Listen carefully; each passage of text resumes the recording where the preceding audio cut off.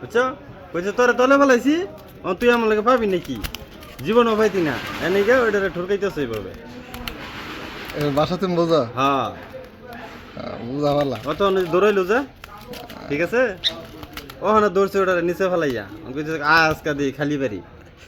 পড়ছে পান আমাদের ডাইরেক্ট দুই ঠেঙ্গে চিবা তো হেড ঠেংটা ধরছে রাখ ওখানে বাড়ি কইতেছে ছেড়ে দিলি কে এই কইতেছে হ্যাঁ ঠিক আছে ওরানো গেছে গা এখন আসতেছে মগু